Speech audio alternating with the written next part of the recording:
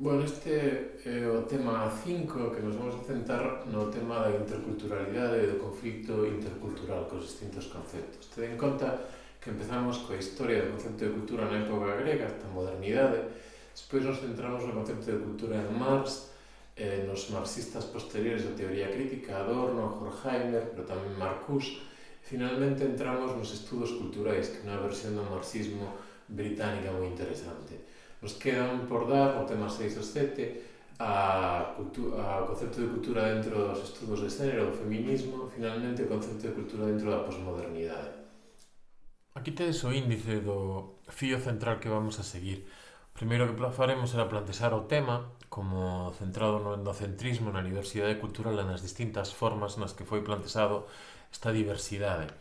Logo veremos unha serie de vídeos para darvos un pouco o contexto con exemplos da temática que íbamos ir tratando. O do velo, como foi o tema da xeneración robada na Australia e o das First Nations, as nacións originarias de Canadá.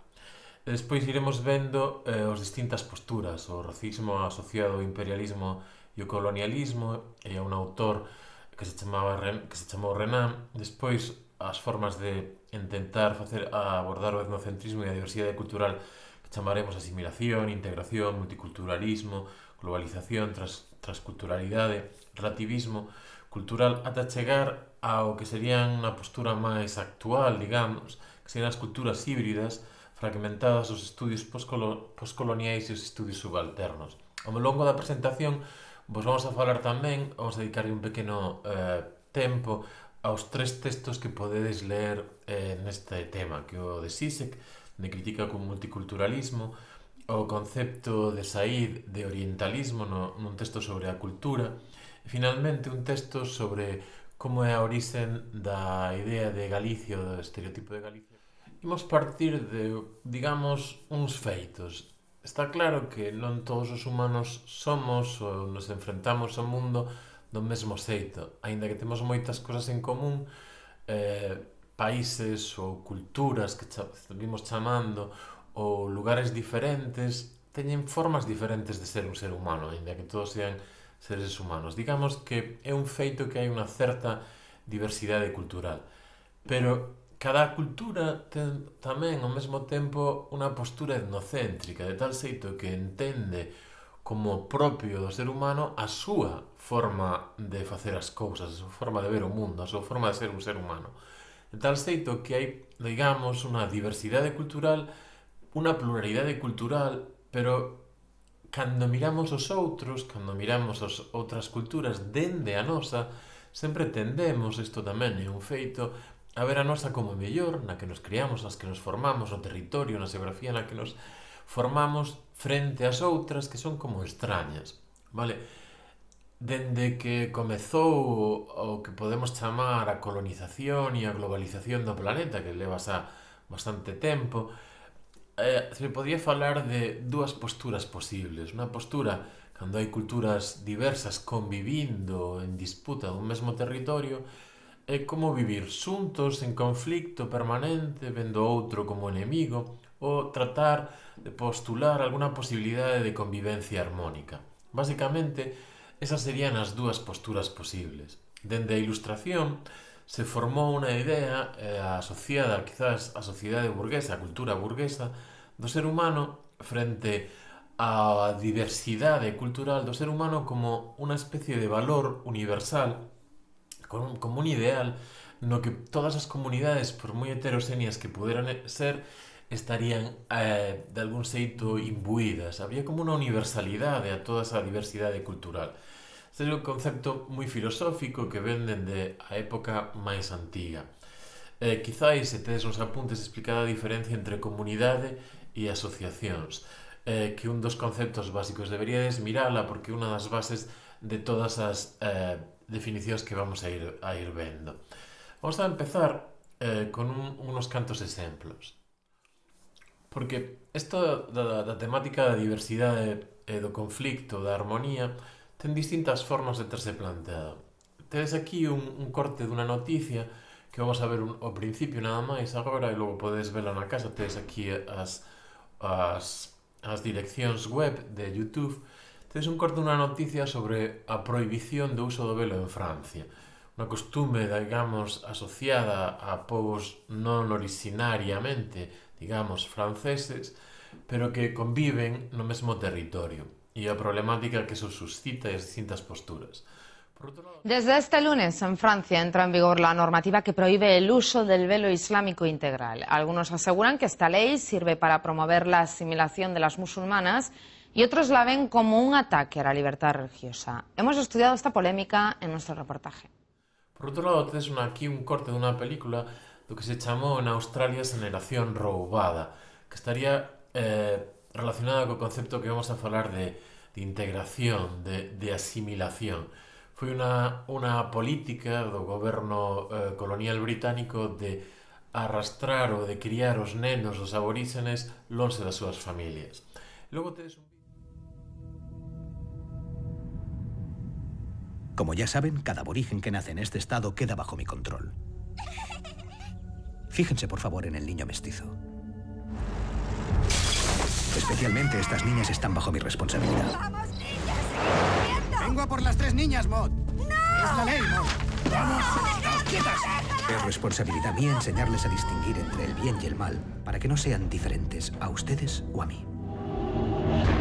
Logo tedes un vídeo aquí en inglés donde distintas persoas en Canadá do que se chama hoxe en día as primeiras nacións falan da súa experiencia no proceso de colonización e no proceso do que se chamou integración en Canadá, non lonxe tampouco de distintas posturas. Here also deal with something else. They have to decide whether they want to send their kids to Thunder Bay to high school, knowing there's a real chance they may not come back. 9 Indigenous kids have died in Thunder Bay since 2000. And now, more and more families in communities like this one are deciding they just won't take that risk. We've come here to meet 2 families who have made 2 really different choices about their children's education. En unha primeira postura, digamos, sobre a diversidade cultural é o racismo. O racismo que sería? É a consideración de unha parte da cultura dominante como superior frente a todas as posturas minorizadas. O mellor exemplo sería un intelectual do século XIX asociado ao colonialismo que foi Renan, na súa obra Reforma Intelectual e Moral, planteza o que serán as bases ideolóxicas do colonialismo asociado ao racismo, como veremos, e tamén do imperialismo. El di que hai unha raza que é superior e o resto das razas deberían seguir ao marxen desta raza superior e a guía desta raza superior. El distingue 3 razas, a inferior que serían as poboacións de África, Australia e os indígenas de América, despois unha raza intermedia, que serían os de cor, dicía el, amarela, que serían os chinos, os japoneses, tártaros e mongóis, e por suposto logo estaría a raza branca superior, que serían os arios, os semitas, que serían os que dentro de sí teñen a superioridade moral e que deben educar a todos os demais. Entón, o colonialismo está basado nesta idea de que hai unha superioridade racial ou cultural que legitima a cultura occidental sobre os povos non occidentais, dada a súa superioridade, tanto racial, física, digamos, xenética, como cultural, por os produtos que permitirían unha mellor forma de ser humano. O racismo, o colonialismo e o imperialismo van todos unidos nunha mesma maneira de enfrentarse a esta diversidade cultural que existe. Lonxe de ser algo do século XIX, sigue vicente de formas a veces máis sutís. Pero esta sería unha primeira aproximación a esta diversidade cultural. Unha segunda forma de enfrentarse ao tema da diversidade cultural relacionada co anterior, co racismo, sería o concepto que chamaríamos de asimilación. A cultura superior ten que dominar e imporse ao resto dos grupos inferiores. A mellor exemplo é o que se seguiu na Australia, no que se decidiu como política estatal que, posto que os aboríxenes eran inferiores, deberían ser os seus fillos educados na cultura superior. Se lle quitaban os fillos ás súas nais, aos seus pais, e se lles educaba en institucións expresamente creadas para isto a moitísimos kilómetros de distancia. É o que se chamou a xeración robada. Esta mesma práctica propia non só do Imperio Británico, sino de outros imperios coloniais europeos, tamén se levou a cabo en Canadá. Tedes aquí un cuadro que representaría esa política de levarse os nenos a institucións para educalos na cultura superior. A asimilación, polo tanto, é a idea de que a solución é, de alguna maneira, meter a cultura inferior dentro da cultura superior para educalos nela e conseguir un futuro de progreso para todos. ¿Y sus madres? Aquí nadie tiene madre. Yo tengo madre. Recoged vuestras cosas. ¿A dónde vamos? A casa. O que se chama integración sería unha forma máis suave de asimilación que trataría de que todas as culturas que conviven nun mesmo territorio se integren, pero dentro dun monoculturalismo final. Quizáis unha das expresións máis claras desto é a política de Canadá cos povos primitivos, especialmente cos inuits, que se chamou e que dentro da Constitución hoxe en día canadiense se chaman as First Nations, os povos originarios do territorio que ocupa Canadá. Tens aquí, de novo, esa corte de vídeo co que podedes ver os testimonios de moitos fillos desas primeiras generaciones que foron educadas en institucións non aboríxenes e que logo volveron aos territorios coa postura máis actual de integración en Canadá. Como vedes, o obxectivo final é ao mesmo tempo, no fondo, unha forma máis de racismo que apunta a un monoculturalismo que é o obxectivo final, de tal xeito que os povos aboríxenes inferiores, de algún xeito, podan integrarse na cultura superior que é a cultura blanca, europea, canadiense blanca. Our story raises some hard questions. For starters, just how dangerous is Thunder Bay for Indigenous kids from small communities? I asked Alvin Fiddler. He's the Grand Chief of the Anishinaabe Aski Nation. I think the degree of racism that we're seeing here in Thunder Bay is extreme. And I think the first step would be for the city, the police, to acknowledge that. O multiculturalismo sería, pola contra, a postura que entende que as culturas, cada sociedade que xenera unha cultura, cada grupo humano que xenera unha cultura serían como diques pechados. Sería a idea de que dentro dunha mesma cultura se permite a existencia de distintas culturas, todas elas diferentes. E un mesmo individuo se convertiría ou estaría exposto a unha amplia influencia de diferentes culturas. Esta postura foi entendida ou é entendida como unha postura progresista, posto que se basea nunha especie de mínimos morales universais nas que todas as culturas terían un mesmo valor. Os problemas desta postura que vamos a ver ahora no texto de Zizek estarían en que, no fondo, ese consenso de mínimos ou de dereitos humanos, que sería a moral mínima que requeriría un diálogo e un traballo previo, existiría un comunitarismo extremo, de tal xeito que no fondo é unha especie de racismo encuberto, de algún xeito paternalista, dunha forma máis velada, pero que perdona a vida, digamos, a todas as culturas inferiores, permitindo vivir todas xuntas e influencias todas xuntas, pero sin darlles unha mesma igualdade, aínda que se defenda a igualdade. Pero basicamente o multiculturalismo sería a afirmación de que todas as culturas son como diques pechados que conviven nun mesmo territorio. É unha maneira de entender a diversidade cultural e o etnocentrismo unha postura máis progresista, aunque con moitas comillas. No texto que podedes ler de Zizek, que facer un resumen del, fai unha crítica ao multiculturalismo. Vou resumilo moi rapidamente en 3 pasos e logo vos poño o inicio deste corte de vídeo cunha entrevista sobre o multiculturalismo do propio Zizek, que é moi interesante. No texto, ele empeza afirmando que a globalización que hoxe temos é a filla actual do capitalismo.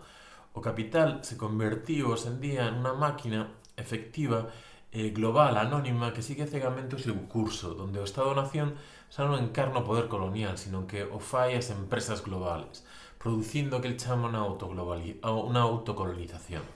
Para Zizek, neste texto, o multiculturalismo é unha defensa racista etnocéntrica do eurocentrismo, pero é velada, de tal xeito que os que a defenden creen ser progresistas. É unha forma ideolóxica e ideal na que o capitalismo global trata de manterse, reproducirse de tal xeito que con esa forma de multiculturalismo se despolitiza a economía para dar a entender que dese xeito poden convivir todos, pero no fondo sí se denuncia que unha velada defensa do eurocentrismo, porque ao mesmo tempo que se permite que existan distintas culturas, se perdona esa existencia de distintas culturas, se está afirmando os dereitos humanos, os valores humanos da Ilustración como única forma entendible de verdadeira convivencia cultural. No fondo, o que propón Zizek, cercano ao que veremos da postura do análisis do postcolonialismo, do que vemos ao final do tema, para Zizek a única postura válida sería que vivimos sempre unha cultura híbrida, contradictoria, con moitísimos conflictos. No fondo, no texto pone exemplos baseados na lógica da psique individual, moi influídos pola súa postura que é moi lacaniana. Vale, vos deixo coa súa entrevista e logo só con inicio, con un corte que poño aquí, e podedes vela inteira en internet se vos interesa. Surprise you. I think that here, I warn you, the thesis that I will advocate now brought me many troubles with my multiculturalist leftist friends. A interculturalidade sería a concepción que establecería unha valoración positiva do pluralismo cultural. Esta concepción engade o concepto de interacción como un proceso recíproco de colaboración, de comunicación entre culturas situadas nun plano de igualdade, unha comunidade e unidade de todas as culturas nunha soa, cos conceptos que anunciábamos ao principio, da unidade que veñen da diferencia entre comunidade e asociación.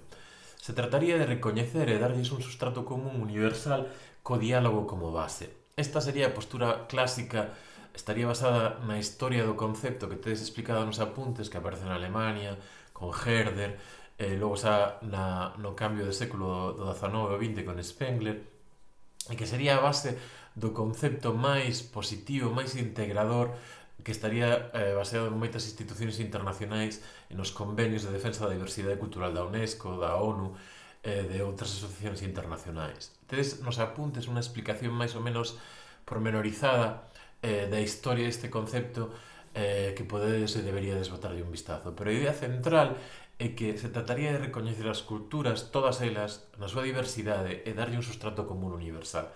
É unha das bases da maior parte das constitucións europeas.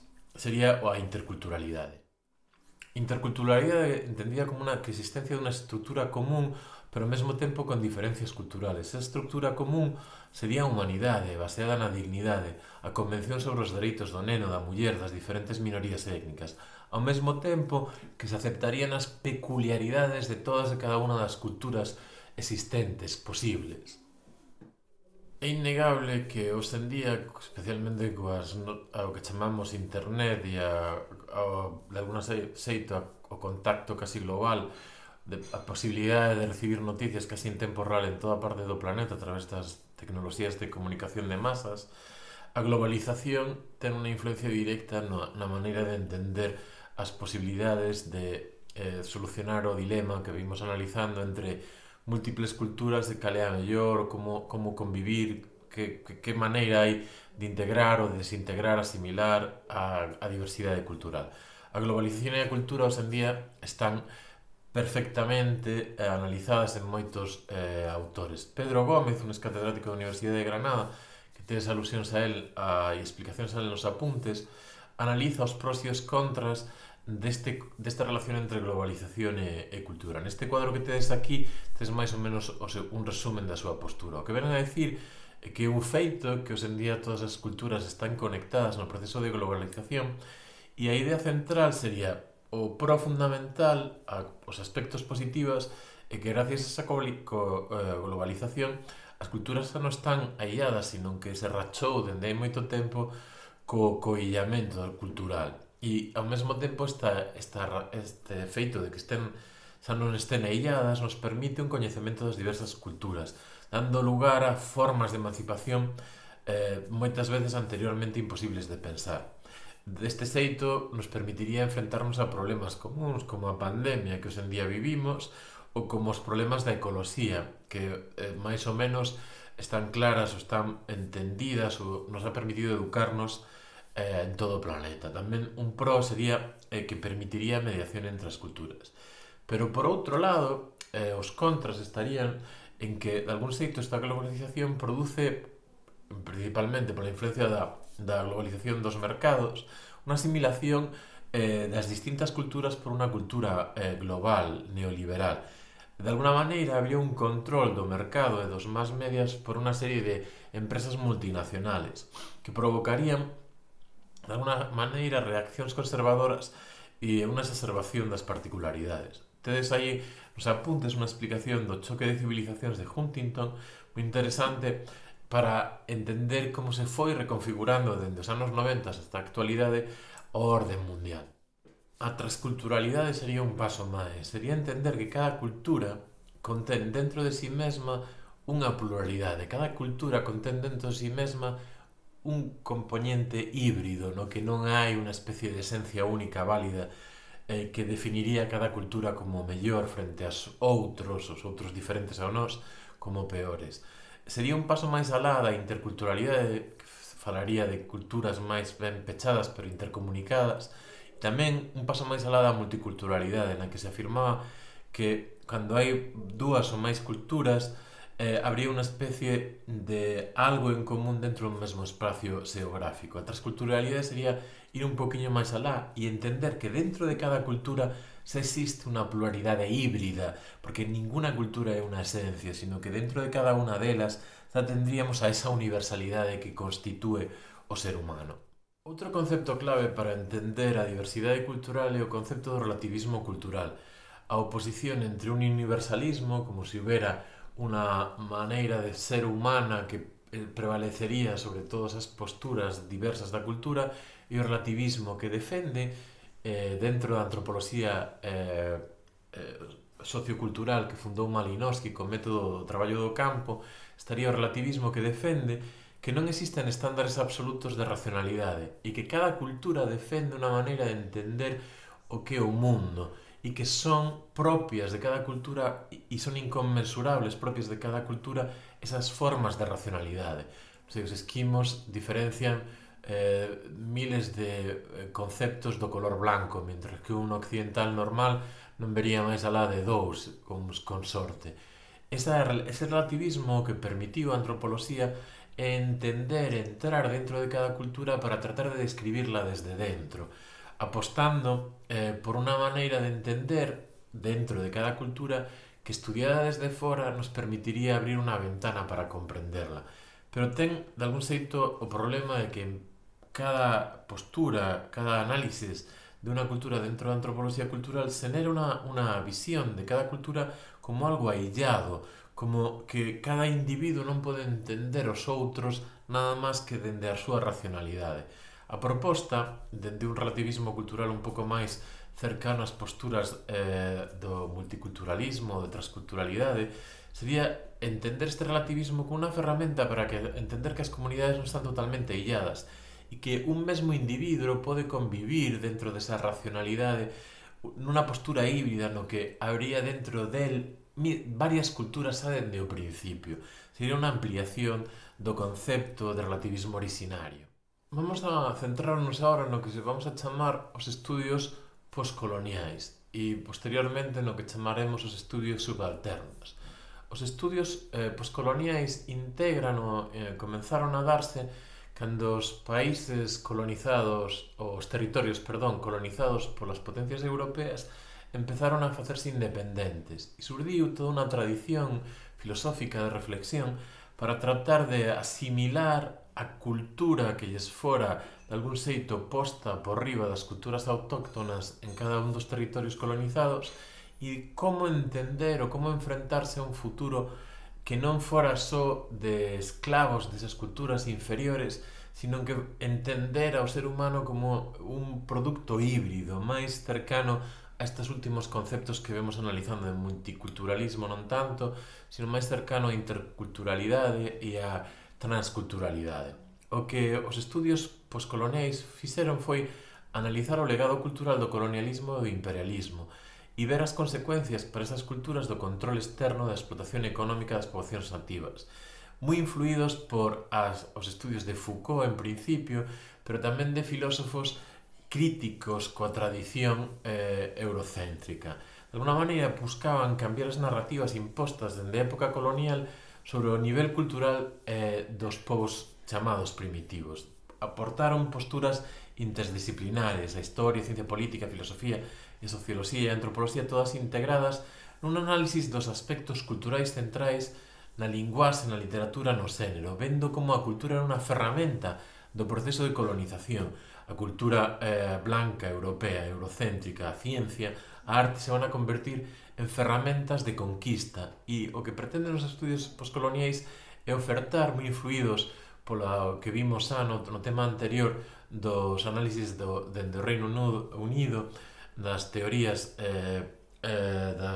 dos estudios culturais, tratan de plantexar que a cultura non é algo estático, sino que tamén ten elementos de rebelión.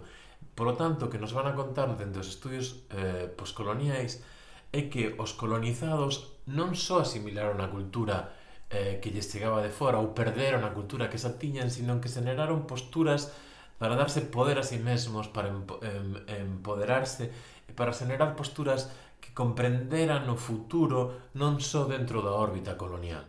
De algún xeito, os estudios postcoloniais plantexaron que o coñecemento, a cultura, as prácticas culturais eran ferramentas de dominación. Intentaron desmontar as teorías dominantes nas que os colonizadores eran os únicos válidos para interpretar o mundo. Os colonizados falan por si mesmos nestos estudios postcoloniais e producen filosofía, linguaxe e literatura fora do marco da colonización. O que se plantexan no fondo é a pregunta sobre cal é a verdadeira identidade postcolonial que poden ter os povos despois dos procesos de independencia. Pensar a propia identidade alén das categorías introducidas polos colonizadores, moi influenciados por Foucault, mecanismos de resistencia cultural á colonización trataban de generar.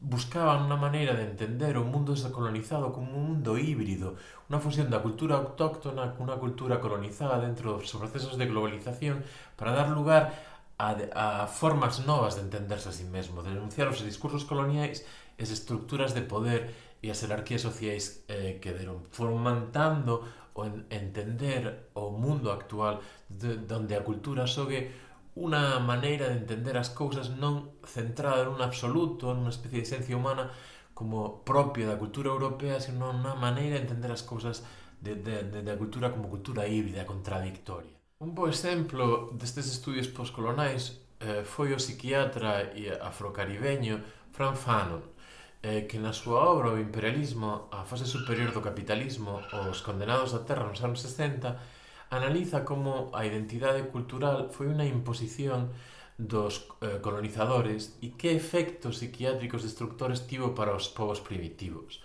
O colonialismo negaba a humanidade dos colonizados e producía unha mentalidade servil. Fanon propón a necesidade de salir desa colonización tamén da mente para producir unha especie de catarse psiquiátrica de liberación na que de algún xeito podamos avanzar e superar esa colonización tamén da psique. Outro exemplo destes estudios coloniais é Said, un palestino fillo dun veterano de guerra estadounidense, profesor de literatura en Nova York na Universidade de Colombia. Tivo influencias en Gramsci, en Fanon, do que acabamos de falar, pero sobre todo tamén en Foucault e en Adorno, dos que tamén tivemos que estudiar os seus conceptos de cultura.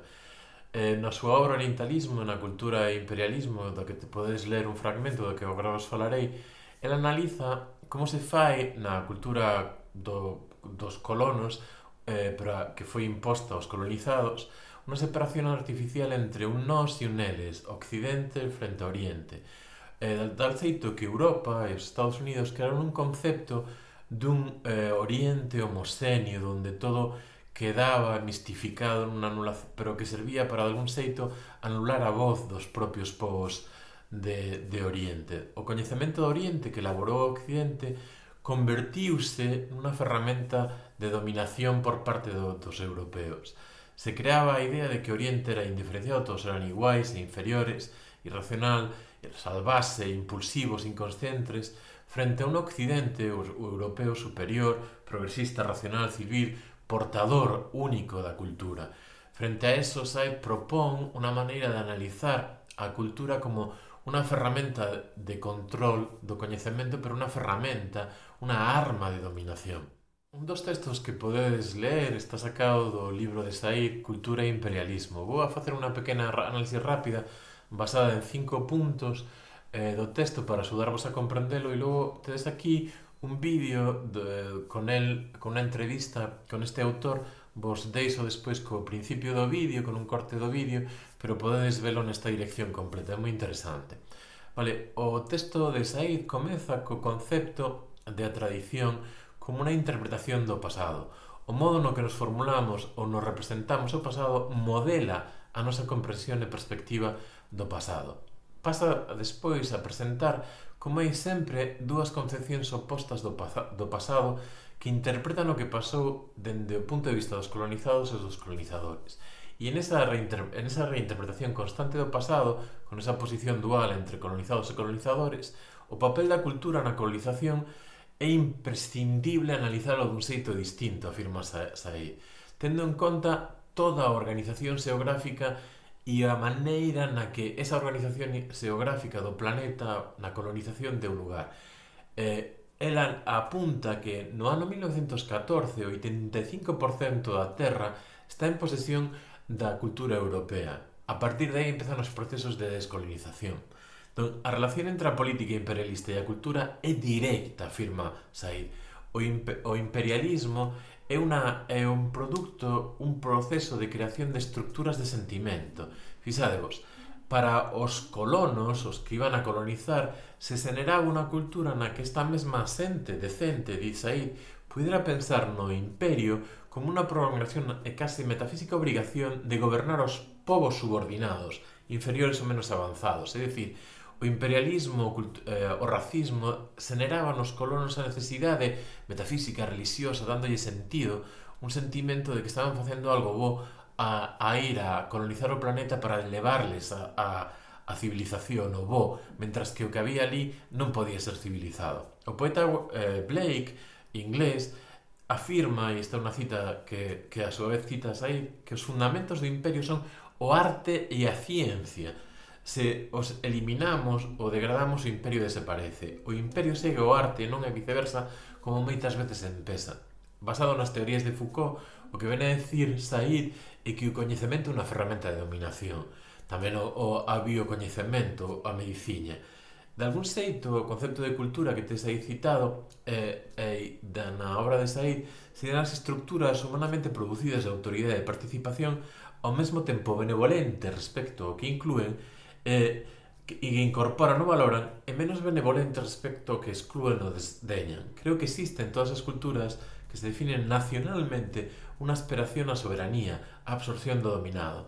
O que Said propón é que é necesario reelaborar unha retórica da culpa donde se interprete de xeito distinto os que son postcolonizados, que se sinten culpables por non ser suficientemente europeos, para dar lugar a novas formas de interpretación e interpretacións híbridas que entendan a cultura como unha mezcla, como unha necesidade de encontrar novos camiños non só guiados pola colonización europea. Bueno, vos deixo co vídeo do propio Said falando, logo se queredes o vedes enteiro.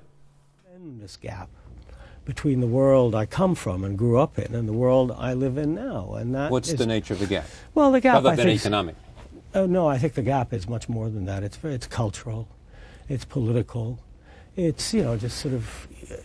Outro autor dos estudios postcoloniais, este profesor hindú, pero afincado en Estados Unidos, Vogha, que no seu libro O lugar da cultura en 1994 critica a visión do mundo como composto por diferentes culturas. Analiza como as categorías de terceiro mundo, os árabes, o primeiro mundo, a cristiandade, fan creer na existencia de povos e lugares que son, no fondo, ficcións. Porque non hai unha separación, afirma el, entre culturas, sino que as culturas son sempre híbridas. O programa imperialista, racista do colonialismo nos afirma, nos leva a pensar que existen distintas culturas independentes, mellores ou peores.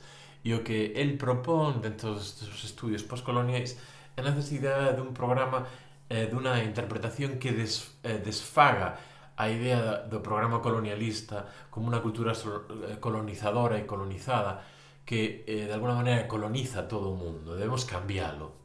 Vale, nos apuntes tedes varios exemplos de como Oriente Próximo, Asia e África viviron este proceso de poscolonización. Non entro aquí nesta presentación a analizar todos os detalles. Estarían pensados para que entenderades os procesos de poscolonización e como surdiron as fronteiras e os distintos territorios, tanto, como decía, no Oriente Próximo, en África, tamén en Asia. Tedes ademais aquí unha explicación moi breve, pero importante para entender o que vamos a falar dunha autora hindú, unha breve historia da India tras o proceso de poscolonización. Vamos a dar un paso máis e entrar no que se chaman os estudios das culturas subalternas, que eran, en o fondo, críticas cos estudios postcoloniais.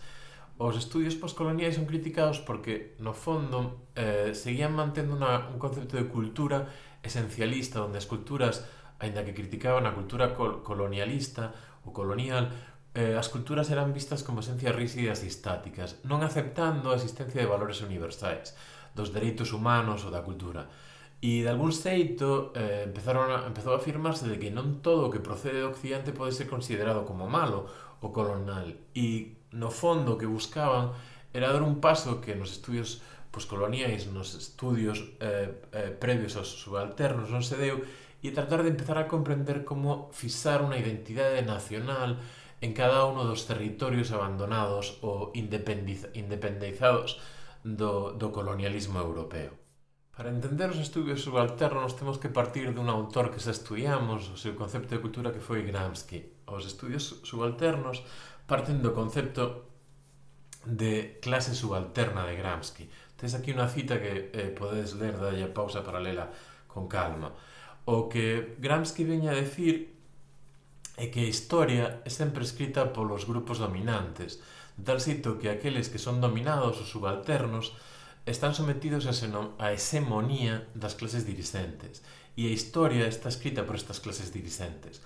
Para poder recuperar a historia dos grupos subalternos é necesario facer unha investigación moi cuidadosa, e porque normalmente quedan só fragmentos que a cultura das clases dirixentes non deixou sair a ser visible.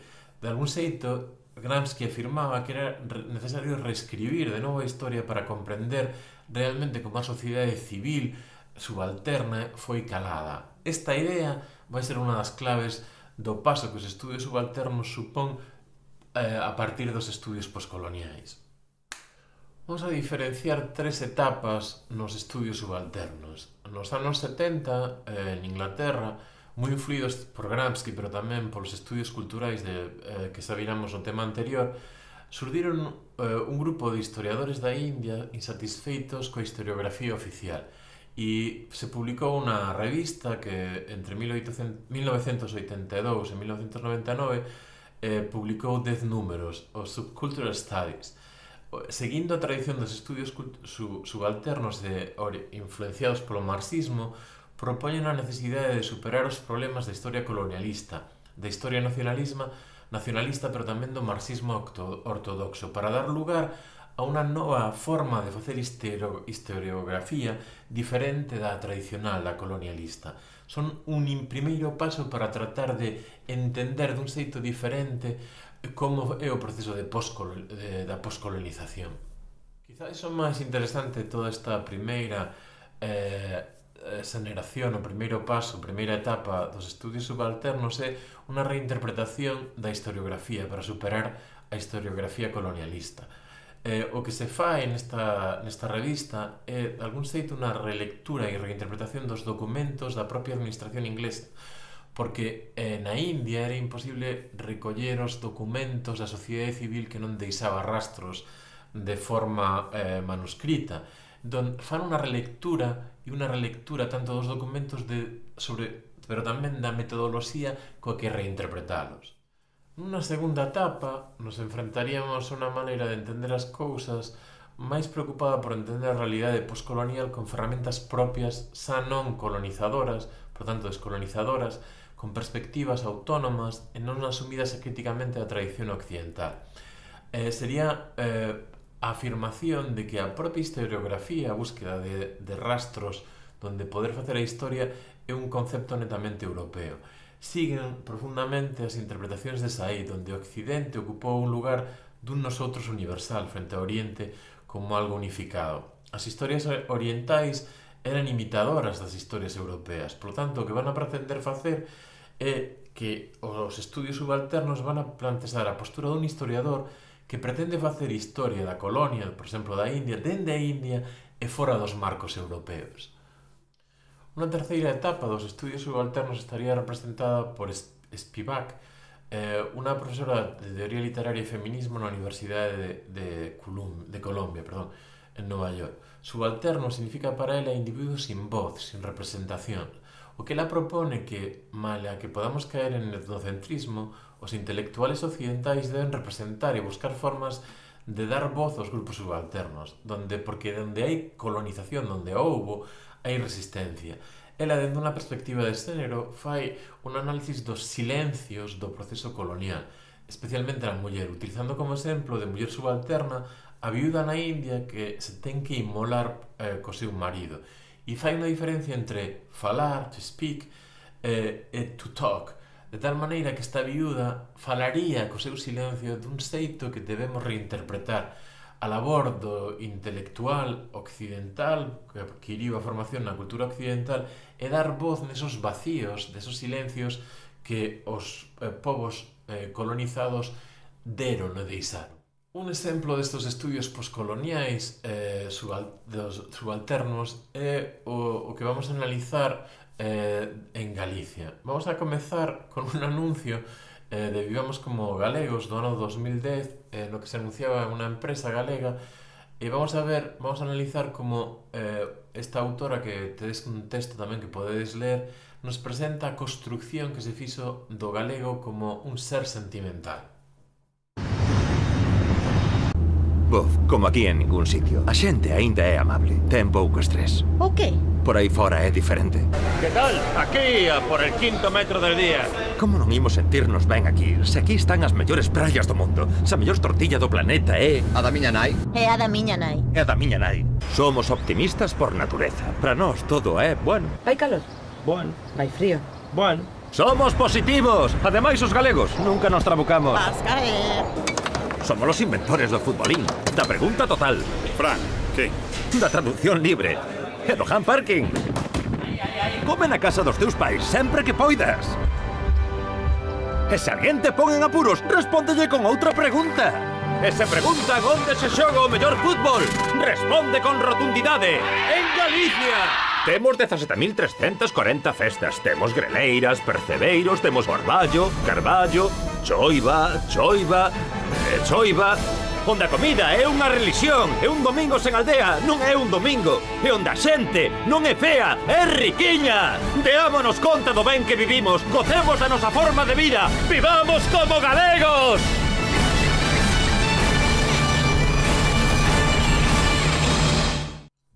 Esta autora, Miguélez Carballeira, desde aquí máis ou menos o seu perfil biográfico e unha foto súa, unha obra donde analiza a Galicia como un pobo sentimental, xénero, política e cultura no imaginario nacional galego, o que fai unha analítica de como a idea de que os galegos somos un pobo femenino, irracional, apaixonado e curto de miras, e por tanto inferior, foi utilizada tanto como polo poder colonial, digamos, como polos propios colonizados. Foi utilizada tanto polo poder central en Madrid, pero tamén como unha forma de construir un imaginario do que é ser galego nacionalista, digamos, dos búsqueda dun pobo independente e das posturas máis independentistas. Xogando con este concepto de cultura subalterna onde a cultura é algo híbrido, non uniforme, esencialista con unha soa interpretación, sino que cada postura sempre utiliza as outras mezclando, dando posturas híbridas. Vamos a analizar en detalle un pouquiño como Elena Miguélez Carballeira nos presenta a historia da construcción deste imaginario do pobo como galego como un pobo sentimental que veíamos aí reflectida no anuncio.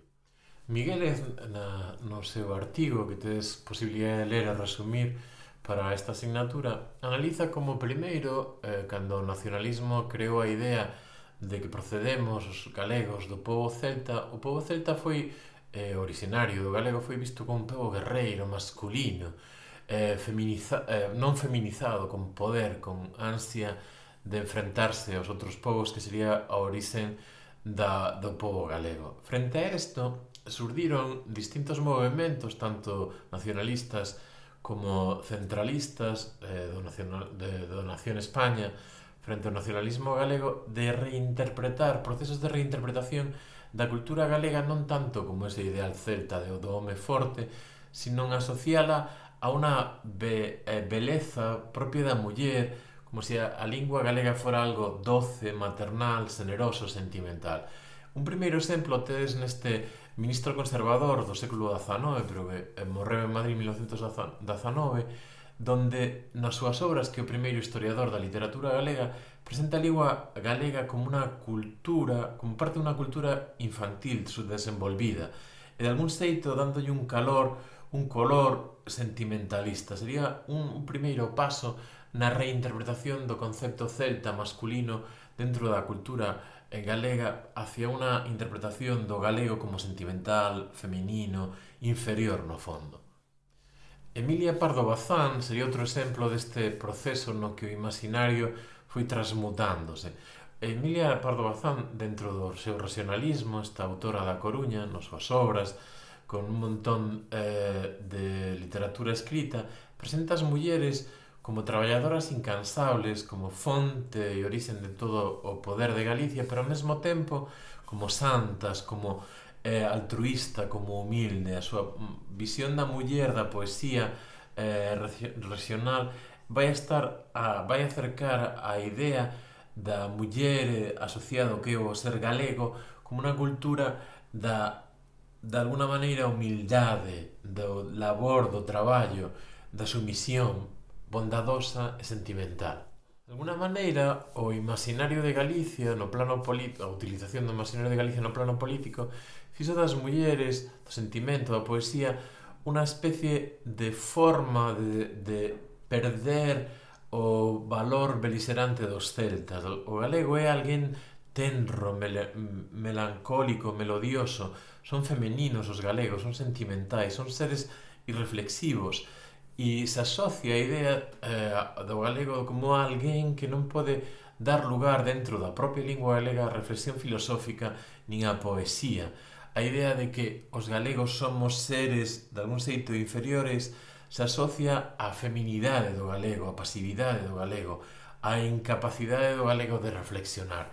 É un artiluxio que foi utilizado pola colonización, afirma a autora, para de algún xeito servir de ferramenta, tal que vimos que se facía na postura que analizábamos de Said, por exemplo. Se reinterpreta a Galicia e o galego como froito da concupiscencia, da sexualidade, pero un ser que non é libre das mulleres campesinas, un ser que está dominado por esa sensibilidade, sería o galego. O celtismo, que en principio foi visto como producto de algo varonil, de algo forte que podría loitar contra o nacionalismo español, se reinterpreta como un signo de barbarie. Rosalía, Galicia, a moral das boas costumbres, Pondal, son campesiñas licenciosas que temos que dominar. Sería de alguna maneira unha interpretación do novo celta como un bardo moderado, irracional, delicado, intelectual, pero sentimental, feminizado e inferior.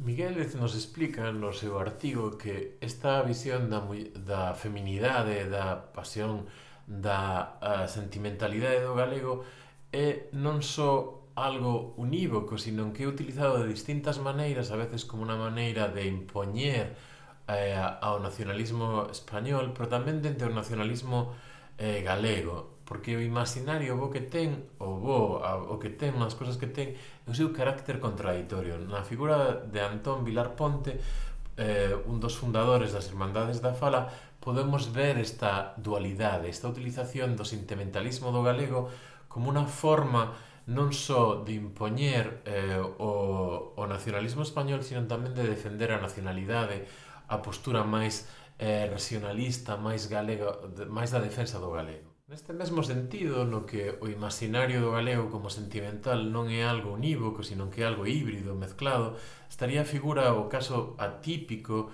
de Ricardo Carballo Caleo, que utiliza a metáfora da sexualidade das linguas e fai unha interpretación da sexualidade femenina libre e desidealizada que hai que dominar.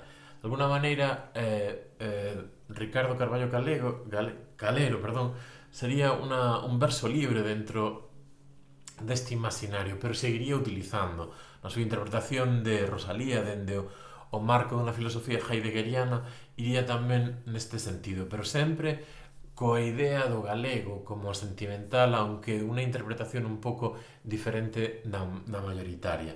O exemplo de Ramón Piñeiro sería outra volta de torca deste sentimentalismo. Quizáis a súa aportación ao imaginario estaría no concepto de saudade. A asociación do sentimentalismo galego neste caso estaría na súa obra asociada á saudade como tristeza, como algo que é propio do sentimento galego, unha tristeza, unha asociación ao clima chuvioso, de algún xeito unha tristura crónica. A saudade sería unha forma de interpretar ese sentimento trascendente e universal do galego como algo propio da nosa cultura, algo de alguna maneira que nos levaría a tristeza permanente. Xa na contemporaneidade, e recordade que isto do galego como algo sentimental é un imaginario que dende a postura dos estudios subalternos non é só utilizado polos colonizadores, sino tamén polos colonizados para rachar con el, posto que sería unha especie de marco no que todos pensamos sobre cada uno dos asuntos da cultura. Un bo exemplo sería a autora Lupe Gómez. Non sei se sabedes que en Galicia moitos dos libros que máis se publican son con fondos que a Xunta dende hai anos fai compras masivas de libros en galego que logo reparte entre as bibliotecas. Moita da literatura e da produción en galego depende desta compra. Bueno, pois esta autora Lupe Gómez racha coa idea do que o galego sea algo sentimental, sobre todo desde unha postura de xénero. Racha completamente coa lectura do galego como algo profundamente asociado á feminidade. E nunha obra clásica, digamos, pornografía de poesía, plantesa unha postura contraria a toda esta interpretación do galego da muller e de algún xeito rompe con toda a visión global. Por eso é moi interesante que a súa obra non entrou dentro dos libros comprados polos subsidios da Xunta, porque racha con esa idea, con esa interpretación. É unha obra magnífica, plantesa unha postura diferente, pero sempre, aunque rachando con ela, dentro da interpretación de Galicia como algo dominado pola sentimentalidade, rachando, pero de alguna maneira como un no frente a eso.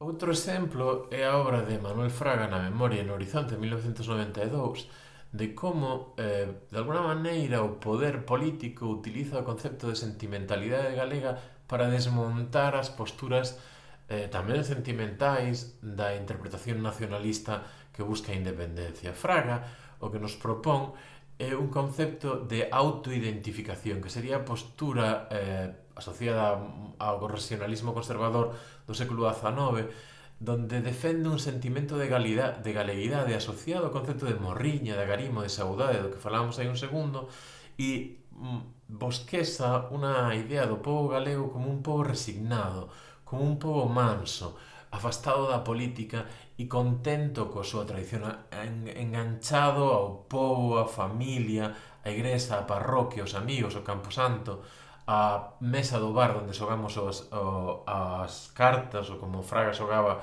o dominó, unha resignación propia da sensibilidade, sensación galega. O galeguismo do Partido Popular estaría imbuído desta concepción que Fraga construi e explica magníficamente neste libro.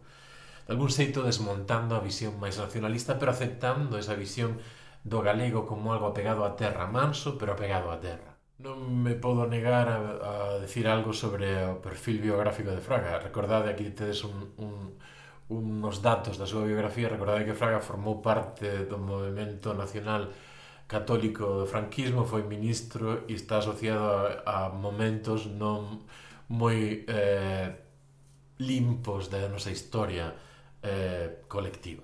Outros dous exemplos desta interpretación da Galicia como o imaginario da sentimentalidade sería o propio Feijóo, que na campaña electoral última e a que estamos vivindo hoxe en día entende a Galicia dentro deste marco da sentimentalidade como un pobo pasivo.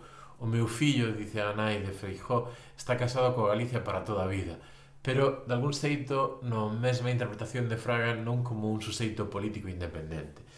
Na campaña institucional de Galicia Calidade, que vamos a terminar con un vídeo que vos lo recorda como se vendeu a Galicia para toda España, a identidade galega está basada no patrimonio, nas súas tradicións, na súa cultura, na súa lengua, no medio ambiente, pero con un vínculo emocional, sentimental. A identidade galega é poética, é suave, ten voz de muller, é pasiva, sentimental. E todas as frases que aparecen no vídeo recordan este imaginario que os estudios postcoloniais subalternos na obra, no artigo que podes ler desta autora galega, nos mostran, nos desmontan como un proceso no que o poder, o coñecemento e o imaginario de Galicia como sentimental teñen unha plasticidade que pode ser utilizada nun sentido ou no outro, e esa plasticidade é que dá lugar á interpretación da cultura. Las migliores creaciones, las gallegas. La más rica conserva de pescado, la gallega. La última tecnología, la gallega. Le meilleur service, le gallego. Gallego y de calidad. Galicia Calidade. Bueno, ata aquí o tema 5, o da interculturalidade e o conflicto intercultural. Espero que vos servira, son moitos conceptos os que vimos. Tamén pegamos un repaso aos 3 textos que podedes facer un resumen. Espero que vos servira de utilidade. Nos vemos no tema seguinte sobre o concepto de cultura nos estudios de xénero e o feminismo, e no tema 7 sobre a posmodernidade e o seu concepto de cultura.